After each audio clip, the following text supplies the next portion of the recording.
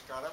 I am privileged to have this opportunity to talk before you, to talk before this Golden Jubilee gathering of Kerala Shastra Sahitya Parishad.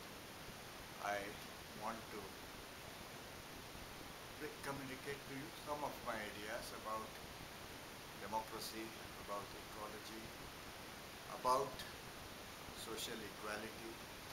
I think these are some of the themes on which ASSP has been making very important contributions to our thinking over the years and to many of our actions over the years.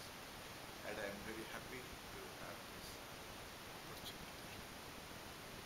There has been a wide debate in recent years as to what lies behind the evolutionary success of human species. And the consensus is that our domination of the biosphere is due to the fact that we have elaborated knowledge, and we have done this by sharing our understanding amongst each other, building upon it, because more than anything else, humans are a species with mutually cooperative relationships. And I think this is an important evolutionary lesson that we should be thinking about if we are thinking about what nature has endowed us with. Then it is this trait of being mutually cooperative, of sharing. Of course, there is simultaneously a great deal of pursuit of self-interest and a struggle. So we are simultaneously both cooperative and intensely competing selfish organism, and we have to try to see how we move forward. But I think KSSP's theme has been this cooperation, this development and sharing of knowledge, and this is what we should be thinking of in the coming years as underlying our agenda. The modern age is an age which is shaped by science and technology, and science is a particularly democratic form of knowledge generation. There are other knowledge systems where much weight is given to authority, much respect is given to authority, and skepticism is discouraged.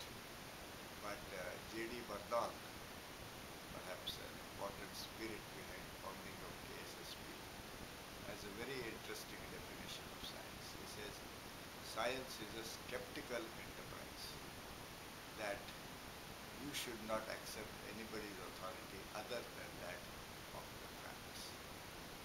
And Whitehead, another major figure in philosophy of science, has another interesting statement about science. Science anchors itself firmly on the bedrock of empirical facts, however unpalatable they may be. And I think what I would like to talk about are some experiences with saying some unpalatable facts. Now, one of them, which may be unpalatable to some of us here, is that our pursuit of socialism, of experimenting with social ownership of means of production, has not been a great success. That communism has really been a failed experiment. That communism has bred dictatorships. These dictatorships have done many things which were against science. For example, Stalin is very well known to have suppressed and in fact sentenced to death many great scientists, including geneticist Vavilov. also led to great deal of environmental destruction because people were not free to protest against damage to environment. Uh, we had the situation in Eastern Europe that the environmental degradation was far worse than in the capitalist Western world. So we have to accept that today that form of pursuit of social equality through creation of dictatorships is not a valid option. That we have to accept the alternative of largely private means of ownership of production of capitalism. But this capitalism should not at all be the kind of capitalism which is being encouraged in the world today and certainly in today's India. This kind of capitalism is based on the assumption that markets are efficient and markets do everything which they should be allowed to do, that the government should interfere very little in the market. And this has been interpreted to mean that government should not even interfere in the markets to ensure that environment is protected, to ensure that poor people are not suppressed. What the correct interpretation of how markets should allow the function in India and many other countries of the world is that you simply allow capitalists to go berserk and uh, do things which are clearly socially undesirable. This economists talk about this, and very distinguished economists have written about this very major flaw in capitalistic system. They call it rent seeking, that people are allowed to make money which is completely disproportionate to their contribution to society. Or sometimes is in fact while doing damage at large to the society, people can make money. And we see this on large scale in India. And a system with markets which allows to do this is a very bad social system indeed. And we have allowed such a system to take root in India. The result has been perhaps starkly seen in Goa, where today mining without any controls has led to extensive environmental damage and has been done in such a lawless fashion that finally a commission appointed under Justice Shah has said that what they have found is that over the years there has been absolutely no inspection of the mines, no control over what the people were doing, which bred an atmosphere when the mine operators had no fear of any kind of social regulation and have extensively damaged agriculture, environment, water sources, biodiversity. The scam has been estimated at 35,000 crores, no less. What has this lawless economic activity done? Has it actually generated employment? Even that is not clear at all. Uh, Goa government recently floated an unemployment bonus scheme for those who were laid off because the mines had to be suspended due to this lawlessness that has been exposed. Goan government claimed that over a lakh of people have been rendered jobless, but this was based on no proper statistical study, and it was simply apparently an exaggeration to try to project negative impact of stoppage of mining which has been stopped because of their own unabated lawlessness.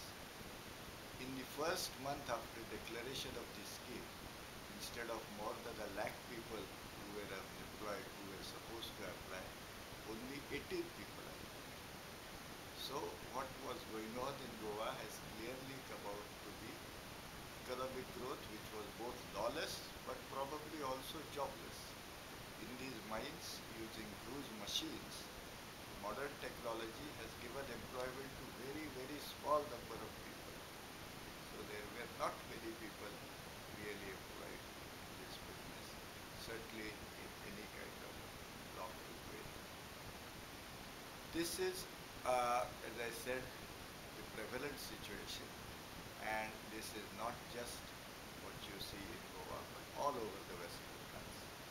And our Western Ghats ecology expert panel was guilty of bringing out many such unpalatable facts.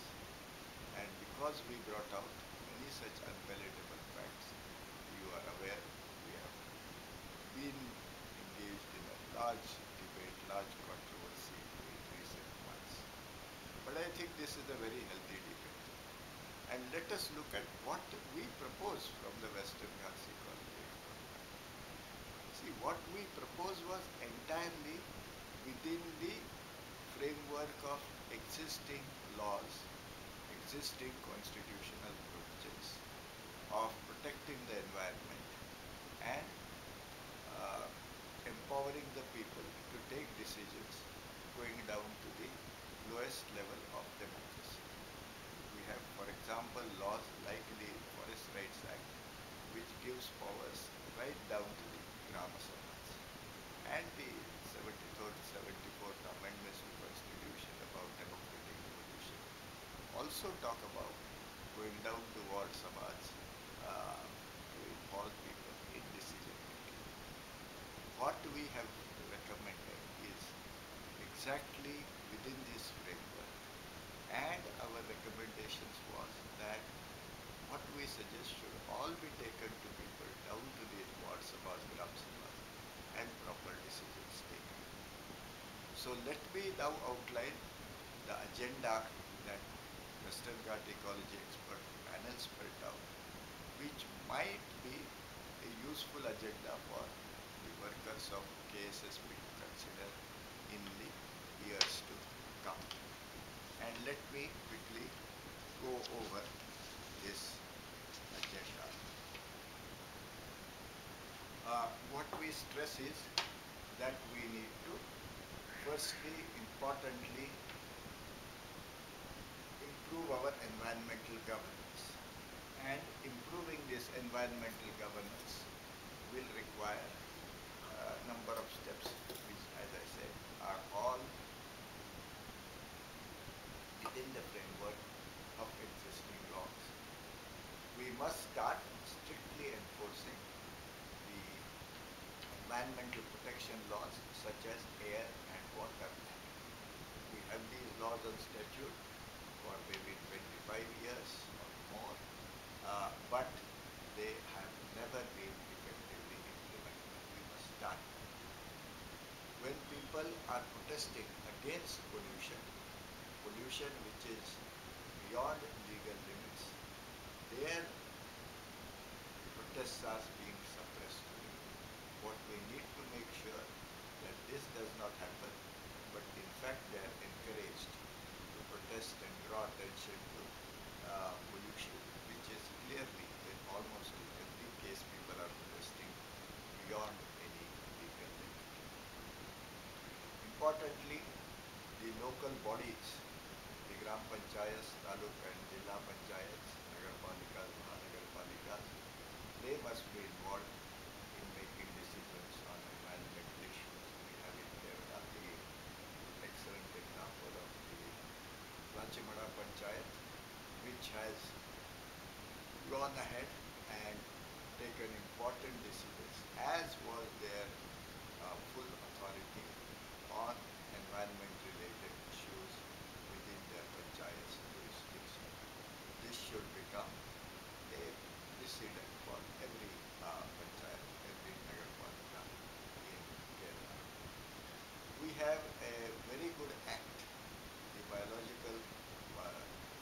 Biodiversity Act enacted in 2002, which suggests the constitution of biodiversity management committees in all local bodies, from gram panchayats to taluk district level and in nagarpalikas, mahanagarpalikas.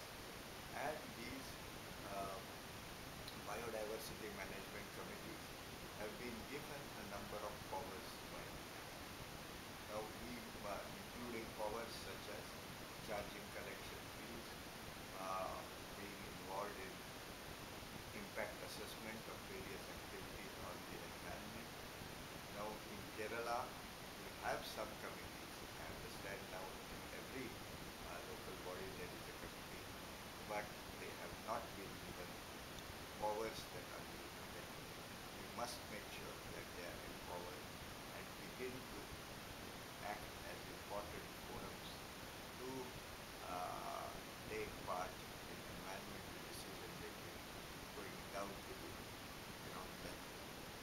There is a act called Protection of Plant Varieties and Farmers' Rights Act as old as 2001, which uh, has now collected the authority under that has a large so-called national gene fund from which the authority is supposed to fund panchayats to maintain crop cultivars in their panchayats on the farm, on farmers' farms. And Patambi variety in Kerala is famous for its important role in genetic conservation. Now, no panchayat in the country has so far been given grants under this act to promote in situ cultivation of crop cultivars. We should make sure that this happens. The Scheduled Tribes and Other Traditional Forest Dwellers Act gives important role in in good management of forest resources to Grama Sabhas uh, in the context of so-called community forest resources. And again, this act has not been implemented properly in the country at all, except in a few special cases where very positive consequences are coming out. The entire Western Ghats tract, we have whole uh, number of traditional forest dwellers and some scheduled tribes, including Kadars, where now the Athirampalli project is coming up. They should all be given appropriate role in management of their community forests. The Ministry of Environment and Forests had an interesting scheme called Paryavarana Vakti, where concerned citizens were given powers equivalent to factory inspectors or forest officers to check pollution, other environmental degradation in their localities. This scheme was very effective in Karnataka at least for a few years, but because it inconvenienced many were involved in environmental damage, this has been discontinued. But the scheme exists and we must revive it. Then there is this issue of a radical reform of environmental clearance process. Today, the environmental clearance process is being completely perverted. What we need is to ensure that the environmental impact assessment statements are going to be prepared by a neutral body who is not paid by the project proponent. The project proponent should deposit a sum of money when he applies for the project with a competent body such as maybe State Biodiversity Board, who should interact with the local biodiversity management committee and some technical people to come up with a objective environmental impact assessment. Payment for this should depend on the objectivity, not on pleading the case of the project proponent. Secondly, all these environmental impact assessments, their preparation must be a participatory exercise, and the local biodiversity management committees must play an important role. The public hearings that take place process which can be routed through these biodiversity management committees in all the panchayat to make sure that it becomes a fully informed and proper process. The environmental clearances one given should not be set aside. It should be mandatory to renew them every few years.